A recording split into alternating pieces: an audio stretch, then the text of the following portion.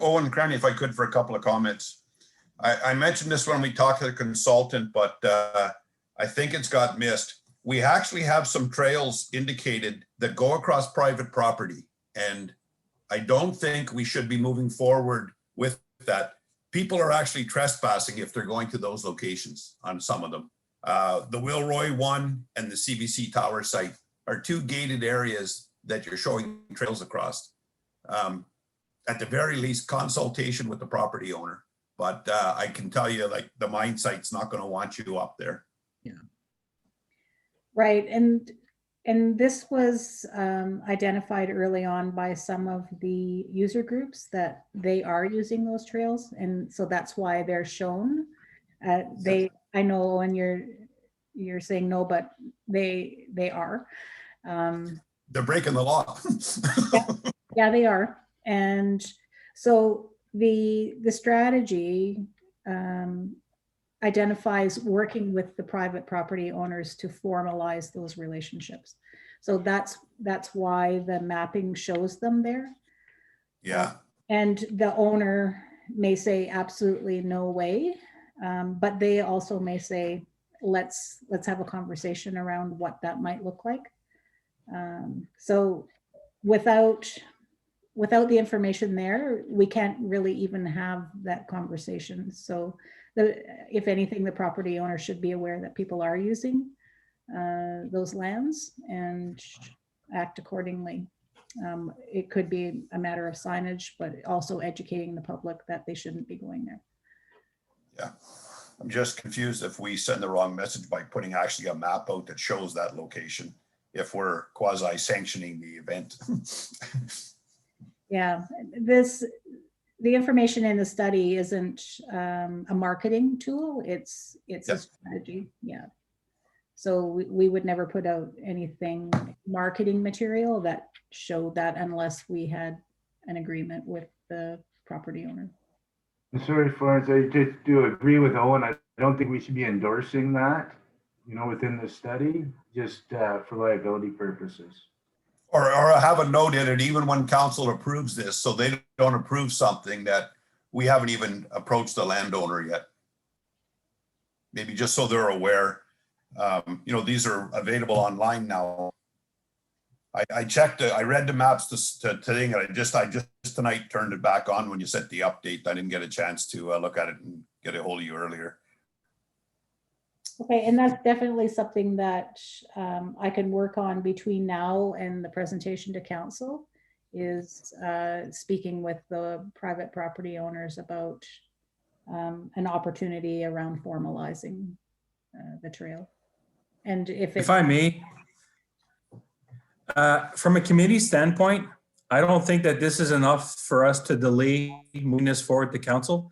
I think when it comes to these specific items, this will be a township matter, and I have the full confidence that the township employees will address these and be able to give the mayor and council all the information when it's time to present it there. So I don't really think this should hold anything up, because like Flo said, it's a consultation and there's still some work to be done before it goes before council.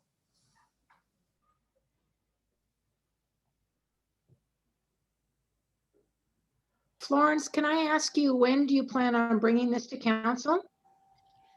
we had identified the April 28th meeting.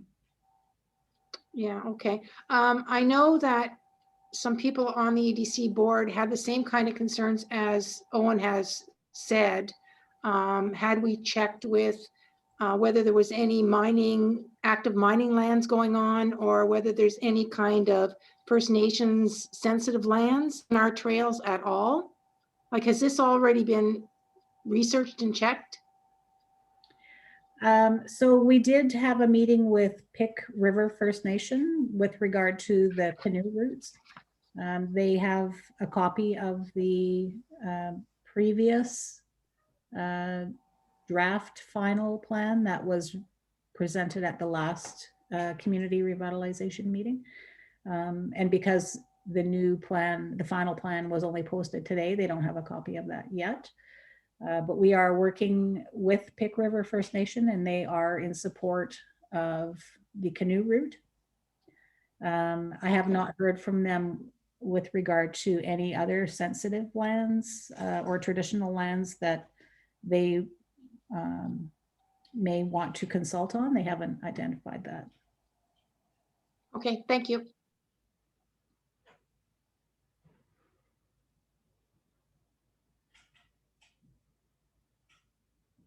Okay, so shall we move forward to the next item on the agenda? Sorry, Simone, if the committee does want to make a resolution, I have drafted it and included it with the meeting package. So we would need to vote on that. Okay, If you could I have see it here. motion. I think Eric already did the motion. You're gonna do it again, Eric, please? Motion, do we have a second?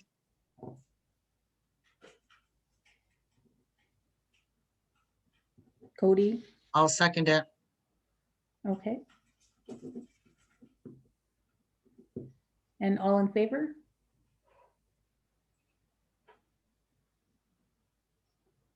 Carried, okay. Thank you. Okay, moving on to the next item on the agenda, number 8, community revitalization project. And I believe we're gonna hand that over to Kim. And Would be thank you great very if- much, Kim. Thanks. If you could allow me to share my screen, that would be fabulous. Hey, you've got control. Sometimes that's just an illusion for me, really.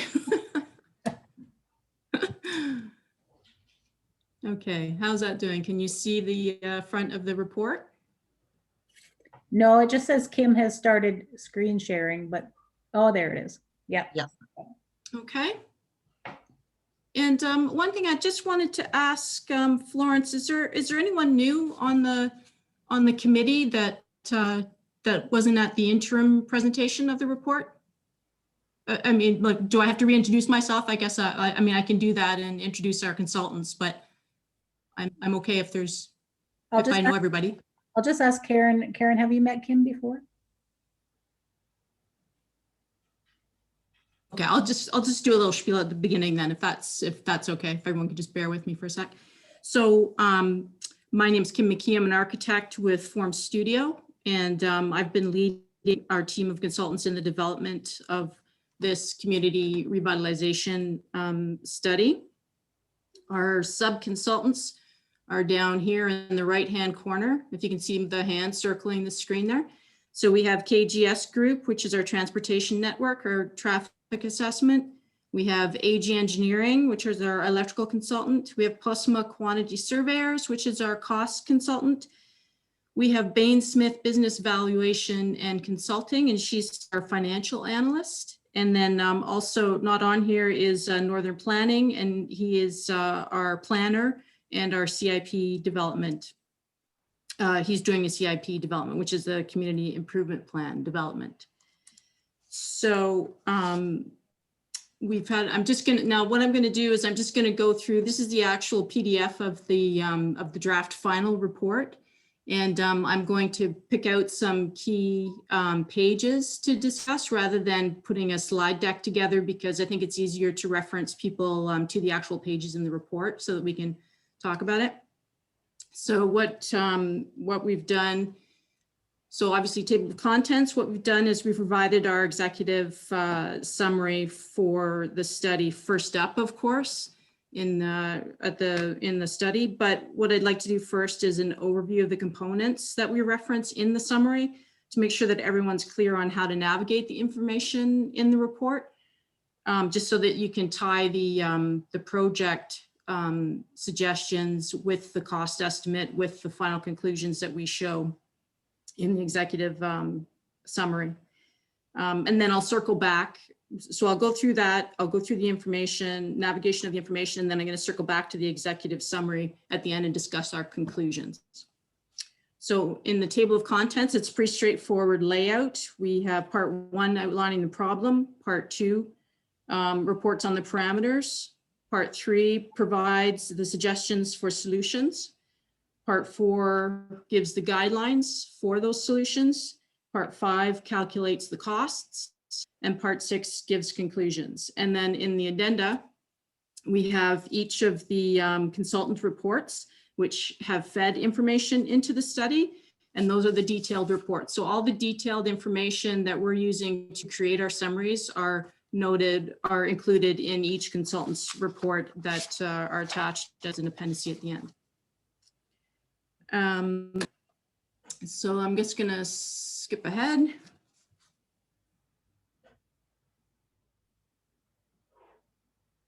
So this page shows the defined area of our study scope within Manitouwadge. So this is the red dashed outline. And you can see there's a legend over here on the side for you to read to be able to interpret the information here. So the study area is outlined in the dashed red. And the yellow dots are the small areas of interest or focal areas, community facilities, etc., important points within the community. And the blue shaded area is the area of our scope. So the projects noted that I'm going to be discussing in the study are all falling within this blue area of scope. I'm just going to do a quick watch ahead here. So some opportunities that we saw, I'm just going to do a real quick refresh of what we're basing our project suggestions on. Manitouwadge has really excellent opportunities on their waterfront. They have a good connection between the downtown and the water, and they have an excellent road system right at the water's edge with plenty of parking. You have a natural sloping edge from the roadway down into the park, so you have a natural overlook into the area. You have really excellent street connections from the main downtown road to the lake. And as I said, a beautiful overlook of the lake itself. You have a significant retail presence in the downtown. It's interesting that these are actually larger retail stores, but they haven't moved out of your downtown area into the suburbs. They've just kind of shifted over to one side of your street. So that's an important plus, I think, because it still has people coming into your downtown, wanting to go into your downtown area, which is a really good asset. You also have great opportunity for an excellent pedestrian connection between your residential areas and some of your outlying areas to your downtown core. But there are issues with where it lands in your downtown core in a parking lot and the development of it. You have an excellent focal point for distributing people within your town and for accessing amenities. Your roundabout, when you hit the roundabout, it's a nexus point where you can send people different directions for different things really clearly. You can establish that as a focal point for visiting the town. So these were really great things that we saw. Some of the challenges, and none of these are new to you, I know. Some of the challenges we saw was the large amount of asphalt surface area in the downtown commercial, few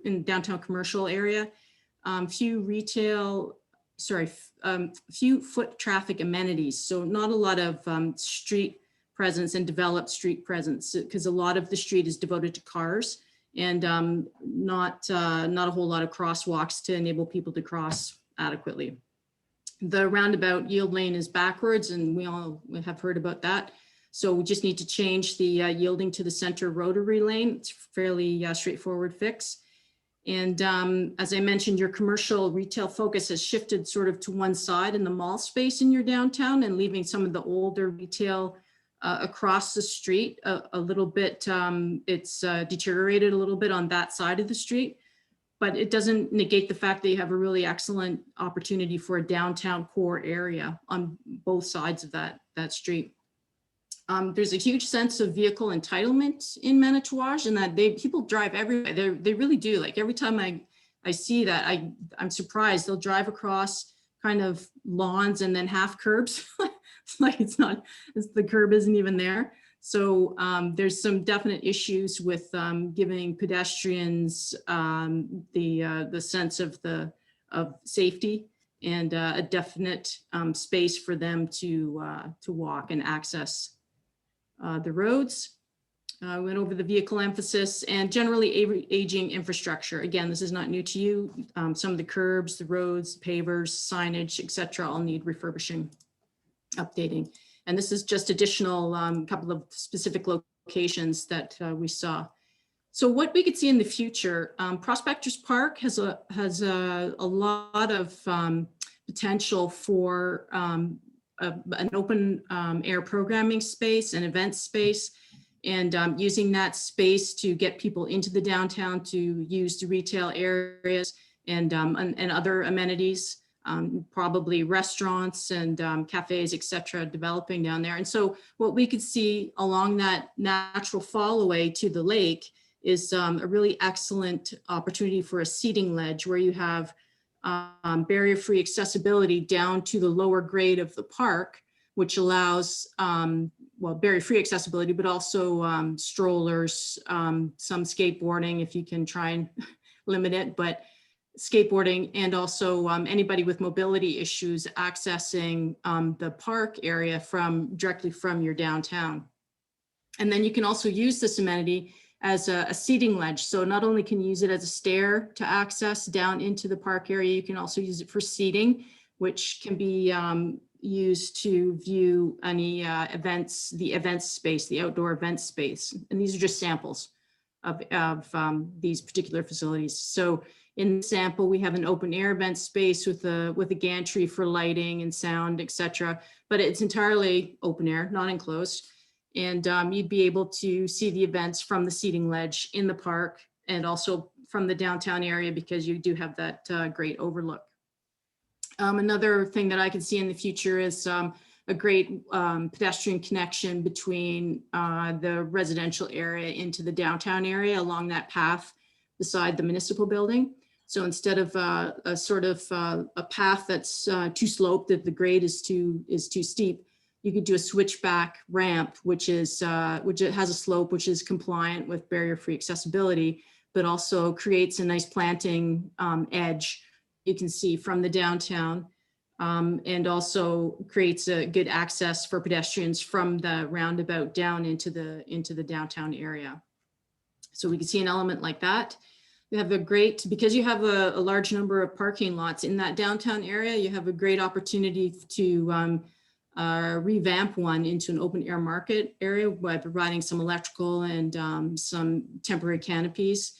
And there's also a series of unique businesses in the downtown area that could have the facades upgraded, but not in a way that has a heavy-handed sort of design criteria to them, but each one maintains its own identity. And you could do that through possibly through CIP projects, which we cover a little bit further on in the report. So that's a good opportunity as well in your downtown area. I've got, when we did our public engagement, this is again, basically what we heard, same issues for the downtown area. The size is roughly corresponding to the number of comments that was received. So we developed the image routes and the focus areas in their area of scope to try and manage and pinpoint areas that we felt that we could work with that would have the most bang for the buck. And so we have the image routes, which divides up Manitou Road and the downtown into three. So we have the welcome route, which is this pink area here. And again, there's a legend here on the side. If you look at the corresponding color, it indicates which route is which. So the image routes are the welcome route, which is the pink route from the main entrance to the roundabout. Nature's Heritage Trail, which is the downtown along the waterfront and then connecting back up to Manitou. And then Manitou from the roundabout out to the bridge, and that's called the Northern Life route. Sorry. So along that Northern Life route, in order to focus some areas on some areas for projects, we separated out the areas into Area 1, which is the main entrance, Area 2, which is the Ajala and Manitou intersection. So that's basically the gas station corner at that location. Area 3 is the roundabout. Area 4 is the downtown, including the Prospectors Park. And Area 5 is Lakeview, which is the area towards the end of Manitou towards the bridge.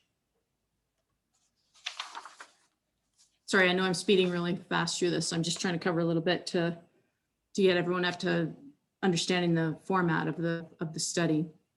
So again, this is just defining the image routes, and we talked about developing any development on those routes, following themes of, in terms of the welcome route, we have welcoming community, amenity information hub, and commercial center. Nature's Heritage Trail along the downtown, we looked at a community heritage and pride, an emphasis on natural resources and sustainable future development. And I like the idea of this route being both a heritage trail and a focus on the future in terms of a sustainable future, sustainable resource development future. And then the third image route is the Northern Life route. And that has a theme of healthy, active lifestyle, 4 seasons recreation, and nature close to your door. And even though it's not within the study area, this route could be easily expanded out Ashweekon, sorry if I'm not pronouncing that right, Ashweekon and Ski Hill Roads. So you could extend that out even farther to the other side of the roundabout as well as a future project, but we didn't look at any projects in that section. The focus areas, as I discussed, we have the main entrance, the Ajala and Manitou intersection, the roundabout, the downtown and the waterfront, and Lakeview. And we looked at our goals of generally responding to public input in terms of wanting better walkability, improved aesthetics, better wayfinding for both residents and visitors, and a downtown commercial core. And we've talked about the challenges. Those are pretty much the same. So then we also had our planner involved to develop a CIP, the Community Improvement Plan. That's the plan used by council. I'm just reading this here to support strategic and community investment priorities.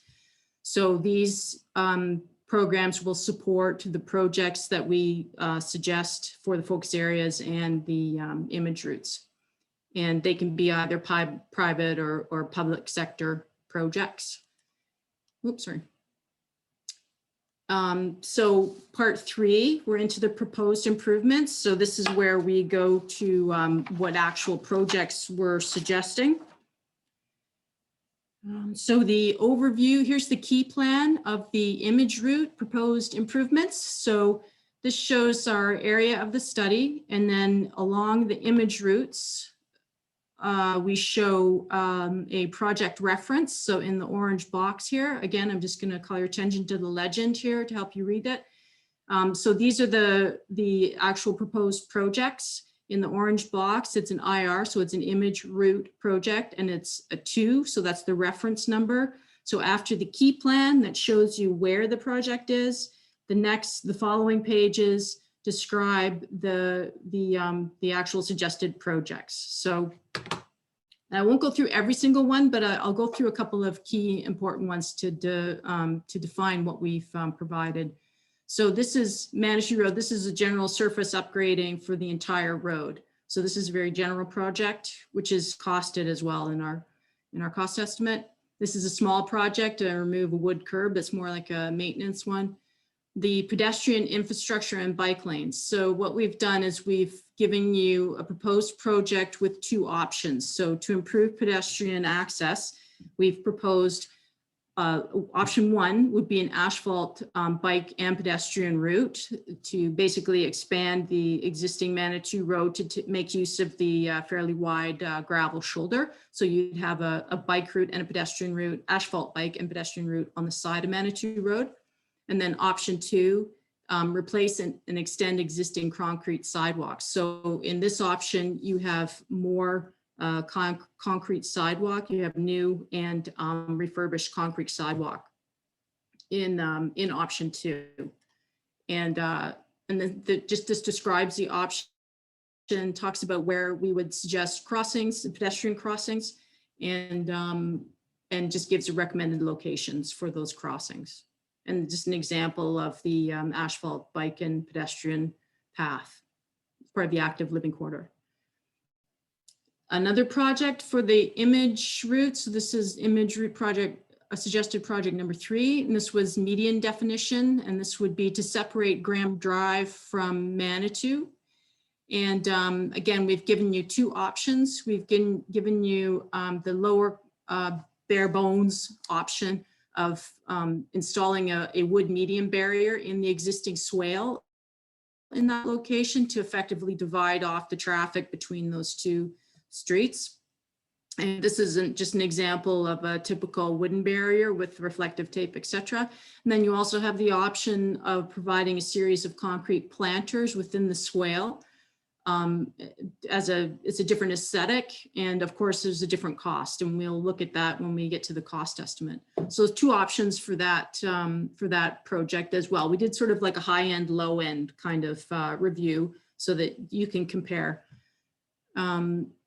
IR4 is the gas station entrance, where we looked at defining a new entrance and exit in the gas station. We have, we also needed to create a defined path for pedestrians to separate out pedestrians from the vehicle traffic, turning off Manitou Road. So in the end, we ended up with an entrance and an exit off Manitou Road. And there was our traffic consultant, after reviewing it, at the early analysis, they understand there's enough of the minimum required turning radius for large vehicles to allow them to enter and exit. So there should be enough space, but we want to highlight that at this point, we don't have a legal survey of the property. So it's a preliminary sort of review of what is possible on that corner. Beyond the scope of the study is a legal description or survey of that corner. So we know where the public private boundaries are, where the property boundaries are, where that propane filling station is in terms of, is it in non-compliance, or is it legal non-complying, or in terms of its location. And we need setback encroachments, the pump filling station, pump filling locations, etc. So all of those things you have to know so that you can do a measured drawing to verify that those turning radii will work. But at their first review of that site, that you can get an entrance and exit into that section of the private property from the corner to the next property. So you can fit that entrance and exit in there at this point, preliminary study. Okay, so that's a future scope of work that needs to be completed in order to fully realize this project at the gas station. And I also have a drawing of this that's related to a focus area key plan, which I can show you in just a minute. It helps to have something to look at instead of just the words here. So. Another image route project is reconnection of Huron Walk to Manitou Road. And we had 2 options. We have 2 options for that. We have the extension of Huron Walk back to Manitou Road, and then the extension of the Widowitch Road to Manitou. And Florence, you were noting that it's currently a fire access route.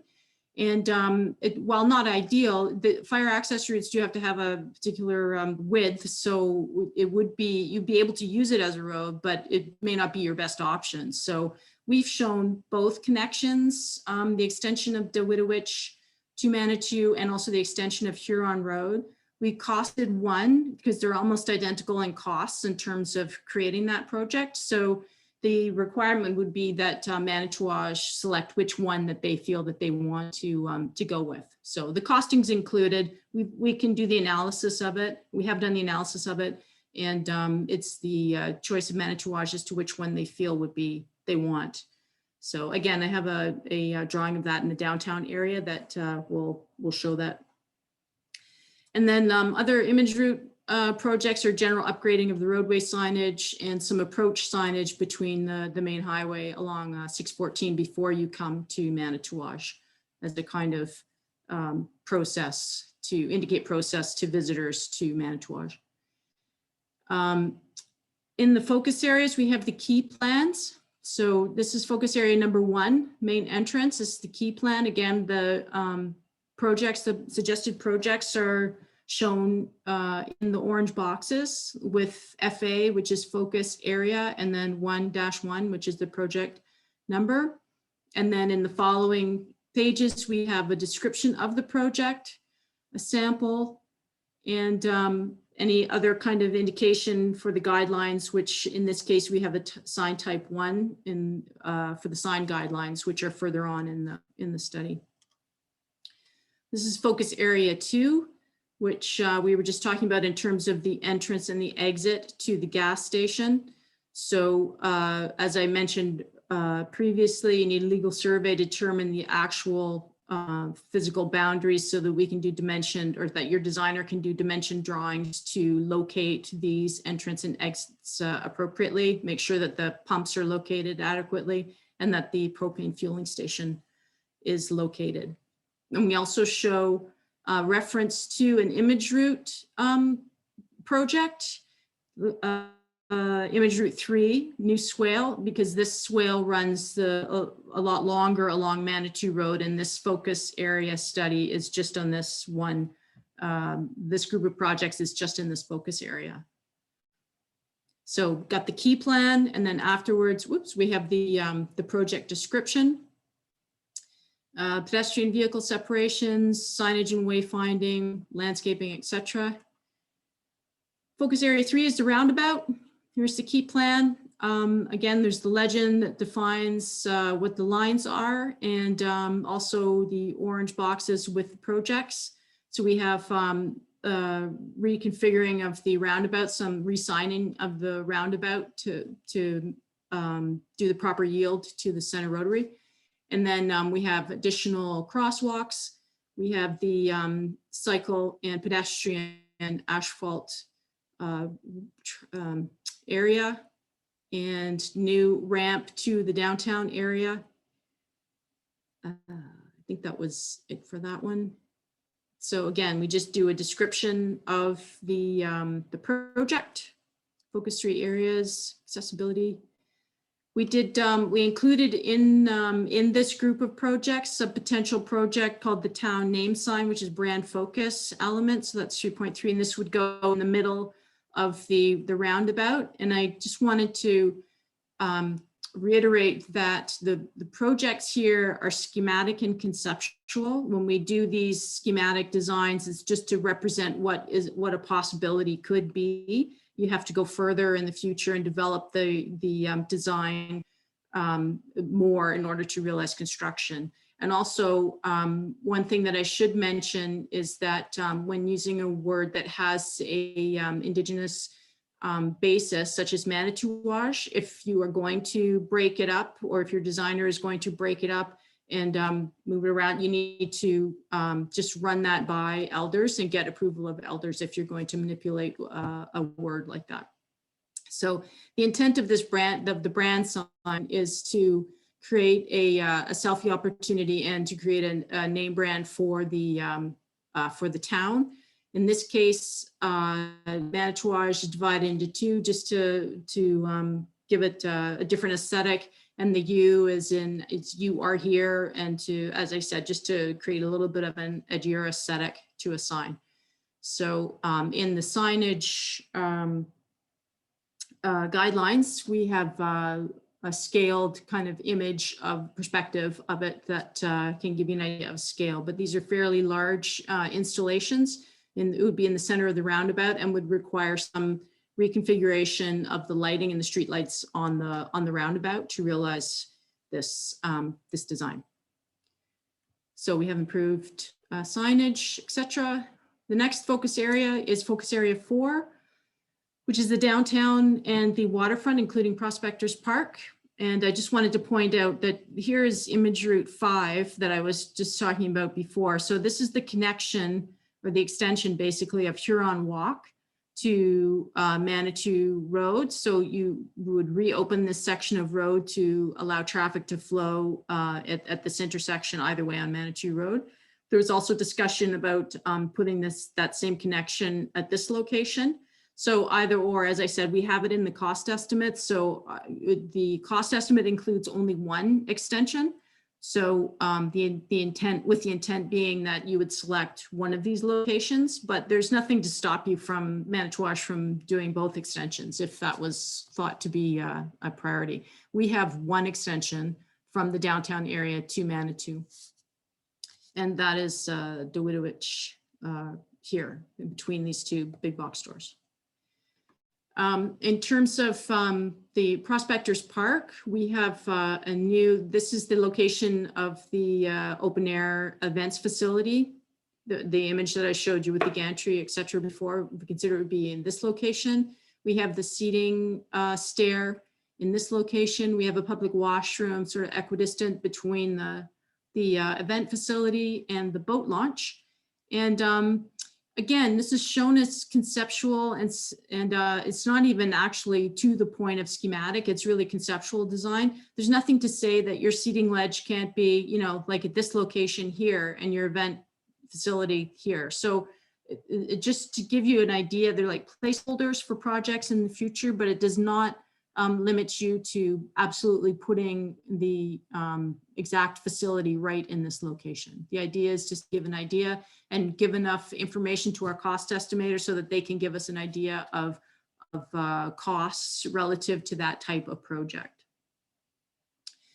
We also have a new urban park in this empty lot in this area. We show the temporary market area. So these are small canopies that would be installed temporarily on a market day for vendors. You'd have to extend power, et cetera, into this area. It's a really good opportunity for this, being it's already a parking lot. So the surfacing would not require a huge amount of upgrading to get it to the level that you'd need for a temporary market area. The pedestrian connection, we have some landscaping in this area to improve the aesthetic, and then a long connection with additional landscaping, more crosswalks to allow access to the retail. And then this is additional sidewalk, and this is precast paver. Like this light orange area is your existing precast pavers that require some upgrading, and the dark orange is a new precast paver walkway. Just FYI. And then we show Dawidowich as an extension. So if you're going to use that as an extension, then we recommend putting a new precast paver sidewalk to match the aesthetic of the downtown alongside that bargain shop area. Also, if you don't use this as the extension and you don't put the extension here, we would consider or recommend putting a sidewalk extension along this side of Huron Walk to connect it back up to Manitou Road. So again, this is the key plan. These are the focus area suggested projects with their number. And then the descriptions are on the following pages. So we described the Prospectors Park, open air event space and washroom. And then these are the images that we were looking at before to give an example of what is envisioned there. And the boat launch. So that's a good opportunity because you have an existing boat launch, and it's a known location, and you have an access road. So it's a good opportunity for upgrading at that point because you're not having to build something completely new.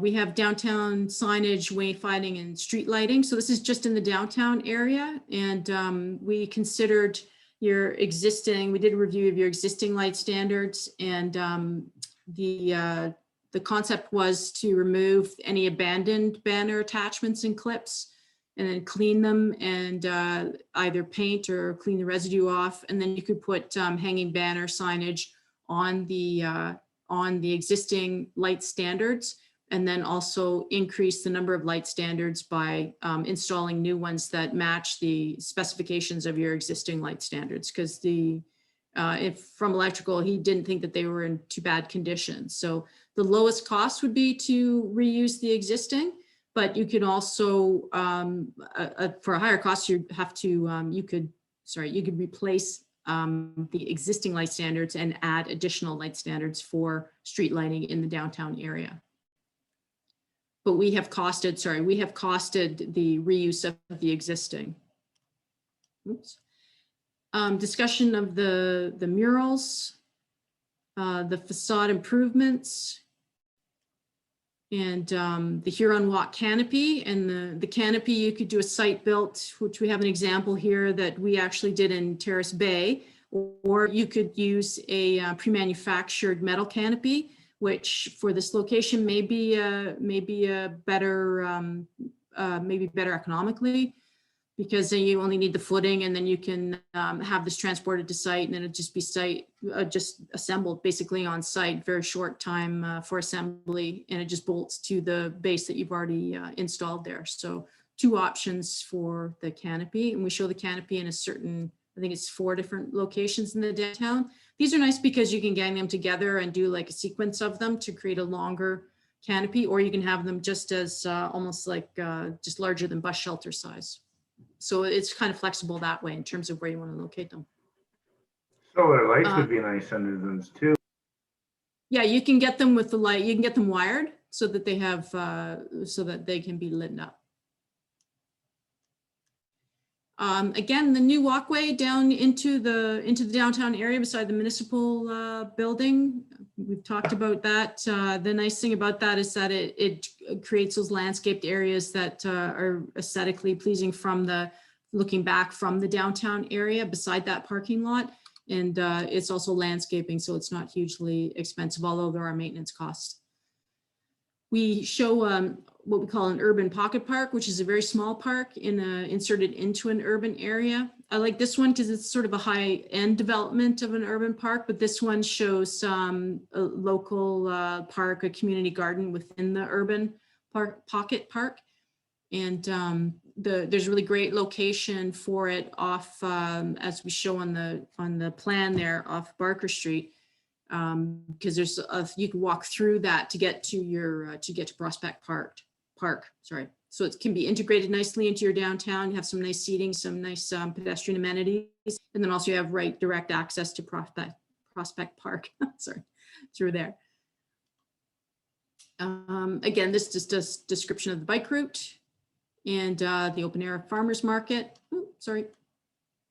And at the entrance to the market, it's recommend having some kind of delineation of the area to give it a presence, and with some lighting. You can see we've integrated some lighting into this gateway. This again, I think is, or I know is from Terrace Bay.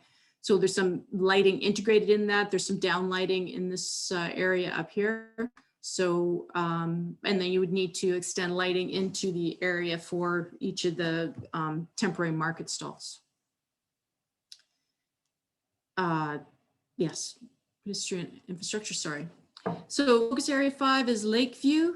And I just realized that we need to change the name of this trail. So it's the Nature's Heritage Trail.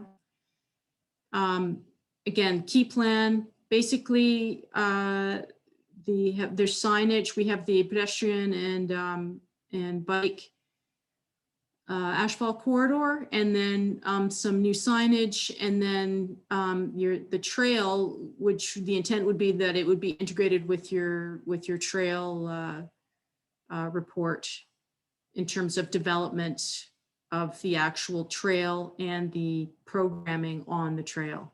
It's not in the scope of this project, but that's the intent, is that this is where the location of the trail would extend to along this asphalt corridor, and that you'd have a trailhead at that location. Description of the trail. A couple of examples of barrier-free accessible trails. And at the end of that, there's the existing campground, which is a future development. So the next part is part 4, which are the design element guidelines. So basically we just lay out some recommendations for each one of the elements that we show in the suggested projects. So we have walkways, bike paths, trail elements, etc. It just gives you some standards that they need to follow, and typical users of the trail, and some basic guidelines that helped us define the costs for the trail, but do not necessarily define the final design for the trail. So these are the guidelines that we're using to cost these elements, and the final design may be slightly different from these. So the final design may be 1.8. We recommend that it's 1.8, but it may be 1.6, depending on what the design solution is. So these are our guidelines for it. We've also given you an idea of some surface material considerations that we typically look at, and we broke it down between the precast concrete pavers, the poured concrete, asphalt, and granular. And we give you kind of an idea of the cost and service life and maintenance elements to each one of those materials. So for example, precast concrete pavers, like you have in the downtown, most expensive, long service life, and low maintenance. And then it's also, under other considerations, they're also aesthetically attractive, and it would continue your aesthetic in your downtown if you use those in other areas in your downtown. Probably not feasible to use it everywhere because it would be prohibitively expensive. So poured concrete is to sidewalk. Asphalt is the asphalt travel way that we're talking about would be for pedestrians and for bikes. It's decently costed, has a medium service life, maybe about 15 years, but there is some maintenance that has to go into it. Granular is the cheapest, has a very short service life. You have to put yearly maintenance into it, and it's not aesthetically appropriate for things like downtown, and it's usually only for trails. So just to give you an idea of the considerations of each material that we're looking at for these projects. We have signage wayfinding elements based on your brand design developed by Firedog Communications. And then from that, we've developed sign types. I think we had 8 sign types altogether.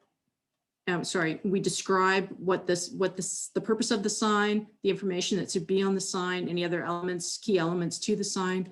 And then we also provide a small mock-up of the different sign types to give you an idea of different heights, sizes, intent, etc.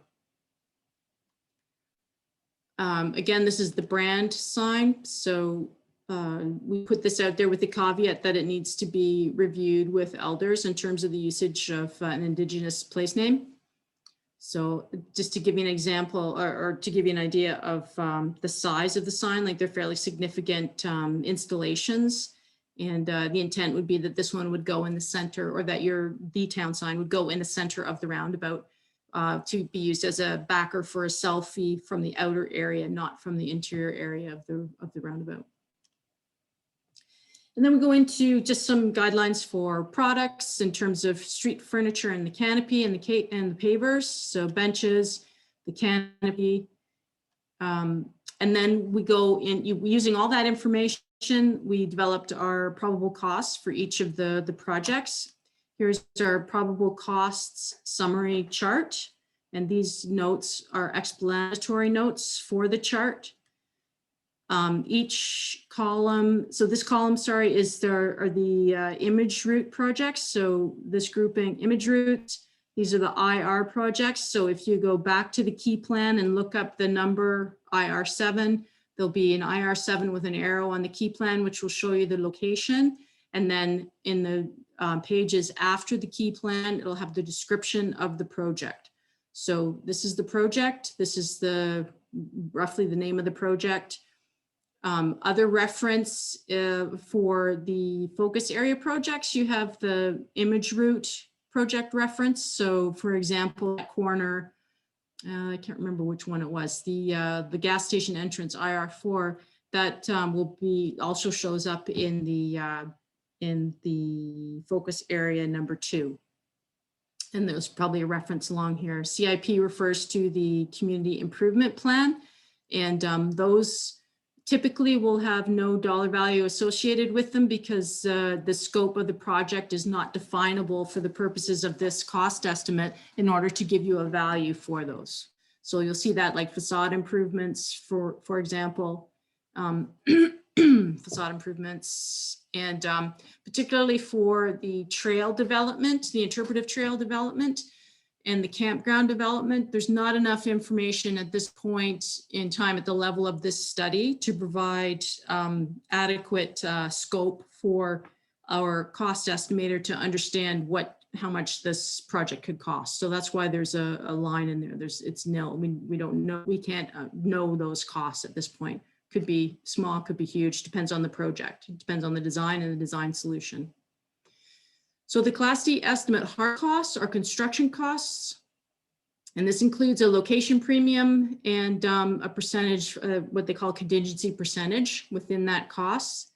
The next column are the project costs, which are the soft costs, which are costs like costs for consultants to do the design, legal costs, tendering costs, project admin from your end, occasionally costs. And then the next column are the total estimated costs. So basically project costs are the hard and soft costs added together, total estimate cost. And then HST is not included in this value. So the value of this project will have HST included on both the consultant's costs and the hard costs, construction costs. So those give you an estimated cost for each one of these separate projects listed here. So each line item has a separate cost. And then what we did after was, let me just, my notes here. So in discussing with Florence, we talked about anticipated infrastructure renewal of sewer and water. And then so we grouped the projects relative to the sections of Manitou Road to allow improvement projects to coincide with the possible infrastructure projects in the future. So we grouped the projects, basically Group A is the main entrance to the intersection, the gas station corner, and then entrance to the gas station corner. Yes, and then the gas station corner, the roundabout alone, and then the downtown area didn't have any resurfacing needs from our traffic consultant indicated there weren't any road resurfacing needs in that area, just pedestrian infrastructure upgrading. And then the park, from the downtown to the park area, and then the east area. Oh, sorry, I've got that mixed up. Sorry, the park area is just the park. So that's just Prospectors Park. And then the east area is from the roundabout to the end of Manitou Road at the bridge. And then we separated out all the signage and wayfinding projects and grouped them together. And then we just have a single separate project for the town name sign, the brand name sign. So the way that we've grouped these projects, the intent is that it matches up with Manitouage's infrastructure upgrading sections of Manitou Road, but it in no way has to define how you group those projects. This is just one way that we could group projects that integrated it with the infrastructure and then allowed us to do a financial analysis based on that project grouping. But they don't necessarily have to be grouped this way. They can be looked at as individual projects or a couple of projects or all of the signage projects together as one project, etc. So the way that you can group them, we tried to keep it as flexible as possible so that you could make it match your priorities, Manitouage priorities. Okay, so now I'm gonna skip back to the executive summary.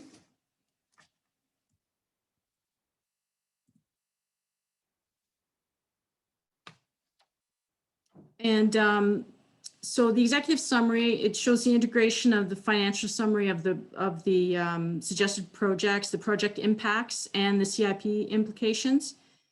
And so it basically summarizes what we found. So what I'm going to do is I'm going to go to the summary chart. So in this is the chart from the executive summary. So what we've done is we've broken down the projects into their groupings that we just set out in the cost estimate summary, in the cost summary that we're just talking about. So these are the project groupings that we determined we're going to match or try to match the infrastructure upgrading on Manitou Road. So this is Group A, Group B, Group C, Group D, etc. down the left-hand side. So this is this column is the project name. of the group. This is the construction cost, and then this is the construction economic impact. So our financial analyst is broken into regional GDP, the employment, and then the rest of Ontario GDP and taxes. And then indicated other benefits from, apart from the economic benefit, she's broken it down into other benefits from the project. So again, the project groups are down the side, then the construction costs, and then the regional and rest of Ontario GDP. And the regional impact relates to the simulated spending or the economic activity that occurs in the town or region, while the rest of Ontario generates the impact on the rest of the province. So the rest of Ontario GDP is your impact on the rest of the province.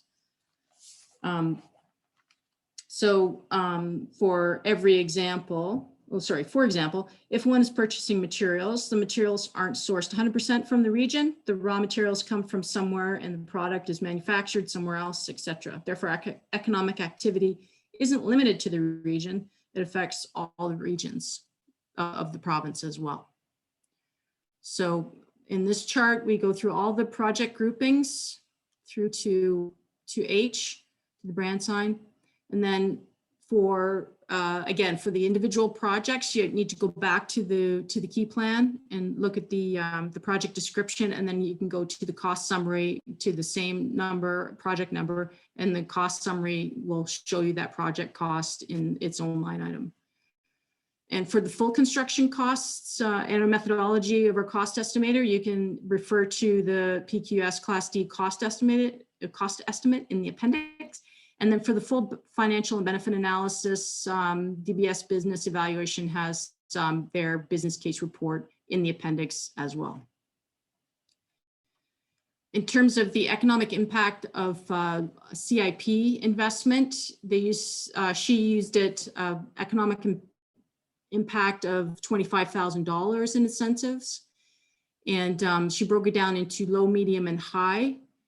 Low is $50,000, and in the low scenario, if the township offered up $25,000 in grants, and I'm just reading this in this section in here, so it doesn't, you don't have to take notes to note this. So if the township offered up $25,000 in grants, an additional $25,000 was invested by the private sector, this investment or the related construction would result in an increase in the region's total gross domestic product of $18,300 and taxes of $5,100. So this is what this chart is telling us here. This is the CIP investment of $25,000. When at the low end, if it's matched by an additional $25,000 from the private sector, then this is the result. In the mid scenario, she applies an average leverage ratio achieved in an efficiency study, which is outlined in her appendix, in her full report. So the methodology is in her report. But to summarize it here, in that efficacy study, it's assumed that the township offered $25,000 in grants, and an additional $99,500 was invested by the private sector. And then so you have the resulting impacts, direct GDP, total GDP, etc. And then in the high version, the high scenario, there's $25,000 in grants and then additional $305,000 invested by the private sector. And that results in the GDP noted in this column, the high column. Kim, So, can I interrupt you for one yeah, second? yeah, sure. Simone is our chair and she got booted out of the meeting. Can you check to see if she's in the waiting room? You're the host. Participants? Yeah, Is that where I find that? yeah.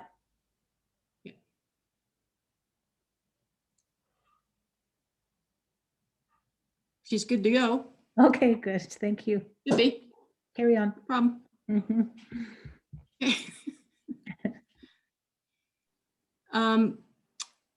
Yeah, so in addition to the economic impacts, we've made notes about other impacts that are identified in the full community improvement plan. CIP grant benefits include safeguarding health and environment of residents and visitors, improving social, cultural, and recreational facilities, municipal facilities and streetscapes, economic well-being, business growth, new employment, new businesses, hopefully, etc. So all of the goals that we were looking for in our introduction to the study are realized by a lot of the projects that we note in the CIP. And then we have a further recommendation at the end of the summary, which talks a little bit about the projects, while timely and consuming, costly, sorry, and time consuming. Community revitalization has been shown, and she references in the financial benefit analysis, she references the studies that do show that it benefits community, economic, social well-being. So we also recommend, when determining the projects, that you choose projects that have the greatest immediate impacts. We select projects for collective benefits, including but not limited to economic benefit, health improvements, sociability, safety, tourism improvements, and you seek out government funding to reduce the township's investment in order to share any costs at all three governmental levels.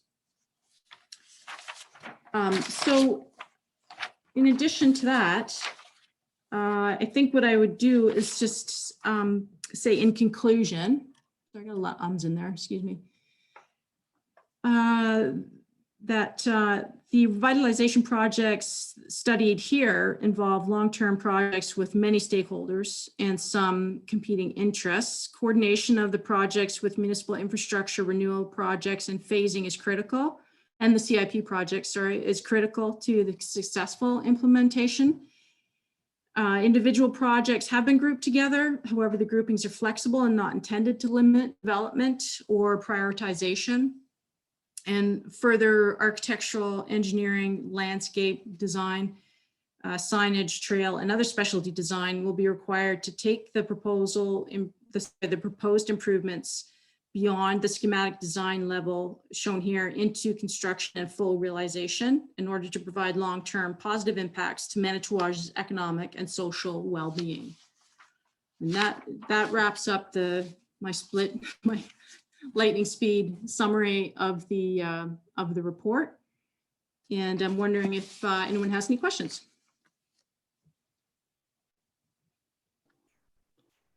Well, I guess I'll start. I do have a couple of concerns, maybe about the project. The first thing is what I guess should have been included in this somewhere, somehow, and I think I spoke with Florence a little bit about this, is the Manitowash presently has no electric vehicle chargers. So I think that should be something that needs to be put forward, maybe introduced into this plan, because that is the wave of the future. Like, for example, Terrace Bay has, Tesla on their main street, and they have another charger down at one of the motels. So to me, that's something that should be included somewhere. And my other concern is the roundabout traffic circle. You talk, according to this report, it seems that there's a lot of accidents at it. Well, actually there isn't. And also I'm sure there was originally a reason for making it backwards. And that was due to the incline of Ohsweken. Because in the winter time, if we put it the proper way, that's where I can see accidents and traffic jams and issues with the incline of Ohsweken coming into it. So I agree, on a flat surface, going the other way would be great, but mainly due to Ohsweken, I think that we are wrong by changing it. So that's my 2 cents. Well, I'll forward your concern to the KGS group, the traffic consultant that we dealt with on this project, and I'll get them to address your concern. So what I'm hearing you say is that your concern resides in the slope of Ohsweken down to the roundabout? And No. that's stopping people there? No, actually Okay, sorry. going up to the roundabout. So right now, they have momentum as they climb Oshwegan and go into Mhm. the circle. But the way that you want to change it is they would have to yield on the incline. And if there's traffic there, they would have to come to a stop. Well, in the winter, it's too much of an incline, and if it's not sanded properly, they're not gonna be able to continue. Well, I mean, that could be a maintenance issue, not a roundabout design and flow issue. Right, you're But if saying it's if not it's not broke- sanded properly, right? Well, Like if any yes, intersection is but not it's, sanded properly, you're gonna slide into it, no? Sanding and maintenance isn't going to resolve that issue. It's an ongoing issue, and even under wet conditions after a rainfall, it's difficult coming off that knee big corner into that traffic circle. So So it's if you had, slippery let's say- at all times of year?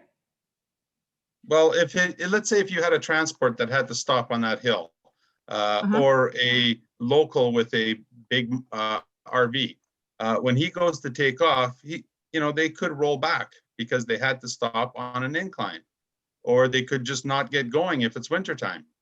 It looks great on paper when there's no, when it's on a flat surface.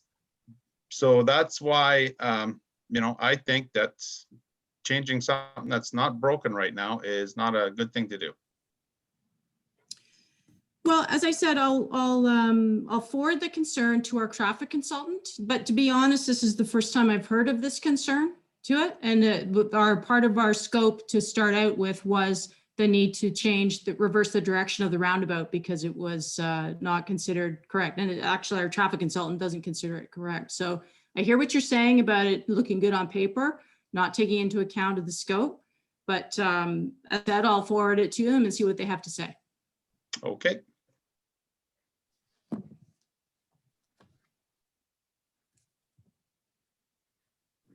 I have something to add about the roundabout.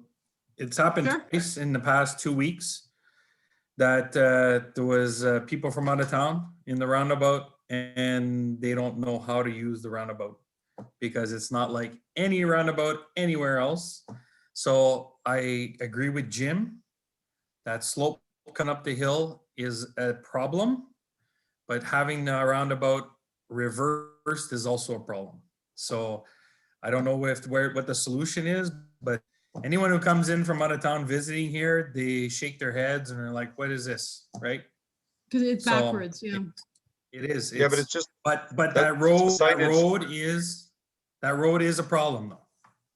Yeah, but if it's signed properly and clearly, then it's just like any other, any road. You listen to the signs and do what it's told. I've seen people go the wrong way. I've seen them cut, I've been here for 50 years. I've seen a lot of that traffic circle, but I I get still it. I have, understand that, Jim, but if you go to a driving test and there's a question on a roundabout is backwards. well, it it's- doesn't matter. It's legal. It's been here for 60 years. And, I'm not arguing with you. I'm not arguing with you about the hill. I understand 100% that hill, that's the reason why, but it's backwards too. So like there's two major problems with that intersection. Honestly, a four-way stop would fix everything.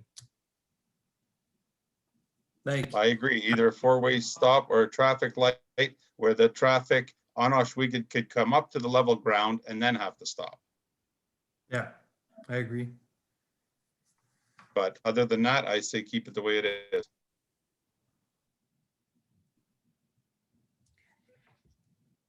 So as I said, I'll put your concerns in front of our traffic consultant and get them to respond. I do want to point out that there are alternate routes to get to the downtown that don't require going through the roundabout. One is up Agawa Gardens Road and the other is up Agila to Manitou. And that would avoid that hill. I have driven on in communities where there are stoplights on hills. There are many communities built in hilly areas. that have stop signs on hills, traffic lights on hills. I hear the concerns. I appreciate the concerns. But again, I agree with Eric that the roundabout is backwards. Although there have not been any confirmed accidents, it is dangerous on a daily basis. We see people not going through it correctly according to the way it's signed today. We have no pedestrian crossings at the roundabout because of the traffic flow. The vehicles speed through the roundabout instead of slowing down to go through it. And that's why there are no crosswalks there.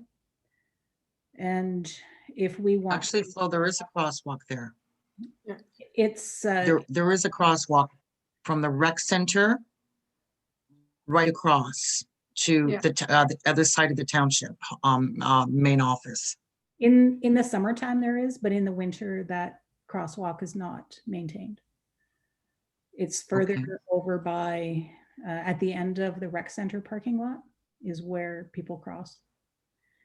So if we want to create a downtown that is pedestrian friendly, we have to create a way for people to cross the roundabout safely. And if we keep the traffic flow the way it is, we cannot put crosswalks there. What difference, Florence, what difference would it make whether we change the roundabout to the proper way or not? We'd still have the same traffic coming into the circle. Right, but the traffic would So have we'd still be able to put our crosswalks in. the traffic has to slow down to yield to the traffic in the circle. Right now, the traffic does not have to slow down when it's entering the roundabout. Yeah, I agree with you, Florence, in one way, but I also agree with Jim. I mean, I've been here since '85, and that traffic circle, I don't think I've ever seen an accident in that traffic circle, maybe one. But the thing is, it's going to be our people that are already here, that have lived here as long as us, that are going to have the problem with the traffic circle if it's changed, not the new people. In general, when you do a change, a signage change or a traffic flow change, then it'd be good to support it with an online, either like a YouTube presence to teach people how to use the traffic circle. There's a really good one in Peel region where they put in a traffic circle, and they do this small education piece with drivers on how to use a traffic circle, because there's a standard way to use a traffic circle. And so they actually have that available online. And it's Peel region. yeah, It's a good and one. Yeah. the other thing it isn't that we're just going to go ahead and change the signs. Any project that we undertake as part of the community revitalization requires more public consultation, and especially this project, it would require a lot of public education before we go ahead and do it. At the end of the day, it is a council decision because it's part of the community revitalization plan. But the public consultation would happen well before actually undertaking the project. And I'd like to just kind of throw in, please consider that additional road maintenance by the public works crew sanding and salting. That whole Oshweek and Nebig laneway is not going to solve the issue. That's going to create a lot of additional issues that I think should really be considered. Hi, it's Erin. So this is a view from an outsider because I don't reside in Manitouwadge, but I have frequented and visited there quite a bit. I've traveled many places around the world, and yes, your roundabout is backwards, and I had to adapt. But I think at the end of the day, this whole project that has taken a lot of time and energy about, economic development and, encouraging people to come to Manitouwadge, I think the roundabout should maybe even the rest of the roundabouts in the world. If it takes an education for the residents, local residents, to adjust. But I do see what you're saying about the whole road maintenance and the elevation and not being able to get traction. Yeah, so I'm on the fence, but I'm more towards making it correct and enhancing the whole Manitouwadge experience and doing it properly for the visitors.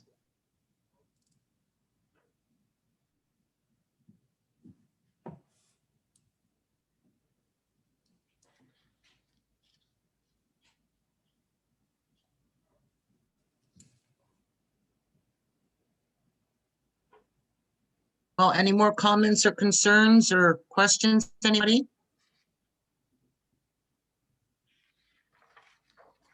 I just had a question for Kim there. The urban park or whatever, is there, if you want, yeah, you mentioned there's access into Prospectors Park. Is there gonna, I don't know if I missed it or not, but is there gonna be like a crossway there as well from the urban park into Prospectors Park to cross the road? Yeah, there's a crosswalk there. Let me just see if I can get the number of that. Hold on one second. I'll see if I can show you a plan of it.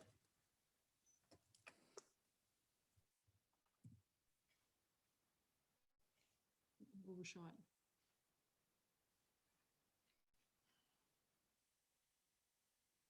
So if you see, so here's your downtown area. And all these, if you read the legend over here, we've got new crosswalks or the red rectangular Yeah. areas. So we Okay. have tons of crosswalks to join up all of the walkways because there aren't any crosswalks now. So we've put them in and connected all the, what we call the desired lines, like how you would want to cross the road if you want to get to like retail, if you want to get across the road, etc. So here's the small urban park or the pocket park with the walking traffic amenities. And then you go down this existing sidewalk and you'd have a crosswalk right directly to the access ramp and stair to Prospector Park. And we've also included crosswalks, sorry, on Forster Walk across the road, Mississauga Road down across to the park. So anywhere where you see this red marker, that's where we have a new crosswalk going in. Okay, right on. Thank you.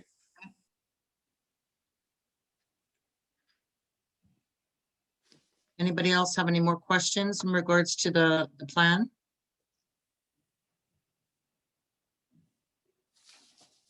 If not, Are there? maybe what we'll do is go ahead, Jim. Sorry, are there any thoughts about the EV chargers that I brought up? I agree, Jim. There's all of our surrounding communities have them. There's some in White River, there's a bunch in Terrace Bay. And I do believe that, to my knowledge, I don't think that there's a huge charge to have them installed. But I think a little while back, you and I met somebody here, Jim, in town that left their Tesla in Sault Ste. Marie because of the lack of charging stations across the North Shore. Yeah, that is That's for, sorry, Jim. Oh, sorry. Yeah, that was one issue. And, it's only getting more and more every day. People, like there are at least 2 or 3 of them in town for sure already. The people own, but have their own chargers. But I'm just saying it's for the people that are coming in. They, like Simone said, they come here and you can't bring their vehicle because there's nowhere to charge them. As for the Tesla station, this is information I believe I received from Tesla. I had them in to do a presentation, and the Township of Terrace Bay did not pay a penny. They came to them, they wanted to install them to entice people to travel across Canada because there are no charging stations in our neck of the woods, and they actually pay, I don't know if it's taxes, whatever it is, for the property that they use downtown to the municipality, or if it's I don't know the logistics of that, but I know that Tesla paid for the installment.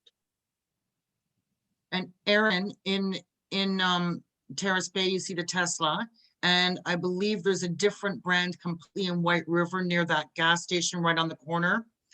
And then again in Marathon by the police station, there, or the old police station and the municipal office, there's another brand completely over there. So maybe that's something we need to, start asking some questions about. Yeah, the Tick Center in Nipigon too is Tesla, and they also have at, I don't know if it's the Husky or the Petrol, there's another, I don't know what brand name it is, but in Terrace Bay, there's a second charging station in front of the Drifters Edition, the Norwest, I believe. Yeah, I've been doing some digging for information on this, and there's basically two brands. There is Tesla, and then there's everybody else. So when you see a Tesla charging station, only Teslas can charge there. Everybody else can charge at all the other ones, which include ChargePoint, Ivy, Petro-Canada. Those are all for all other electric vehicles because there's a different hookup to the vehicle. So yes, that's why you'll see in Terrace Bay, there's two different kinds, because that's what it is. There's two different kinds of electric vehicles. So that's what that's all about.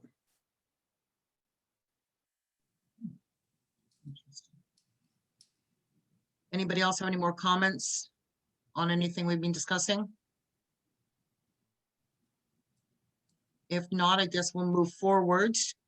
Flo, did you want to move forward to the community branding project? Sure, I just have a couple more points on the community revitalization. Kim, can you advise if we'll put this version out for public consultation and get some more feedback? And then you'll revise the document based on the comments, is that correct? No, we've done our 2 rounds of public engagement in order to set the projects and get the priorities.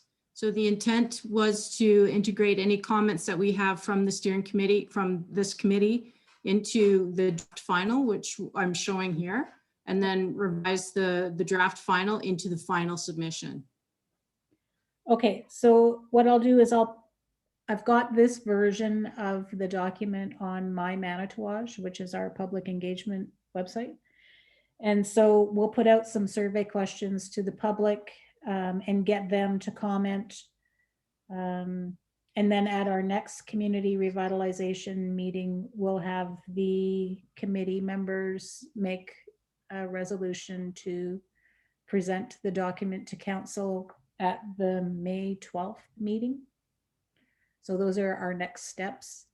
And Kim, if you could be available for May the 12th for a presentation to council.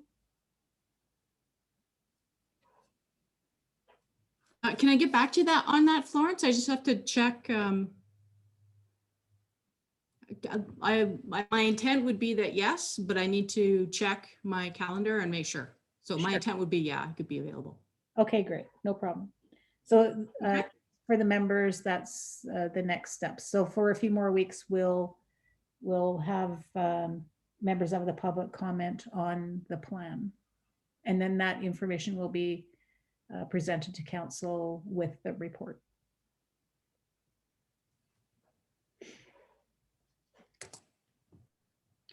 And then I'll just jump into community rebranding, Simone.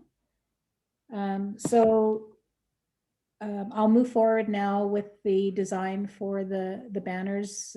Kim did make reference to the banners in the study, and using the existing hardware that's on the light standards, as well as cleaning that up and getting new banners, and still working on the copyright of the new brand.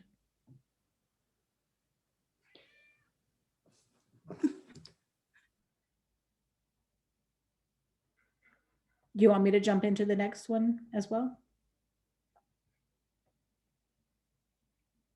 Your volume's off, Simone. Yeah, we can go ahead. Go ahead. Okay.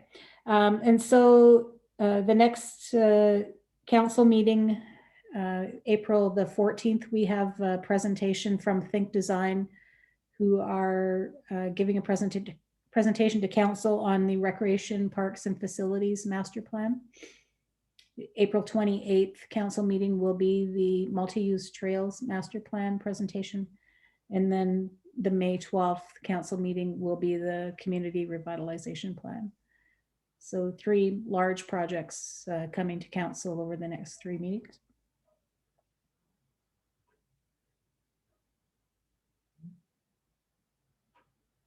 Okay,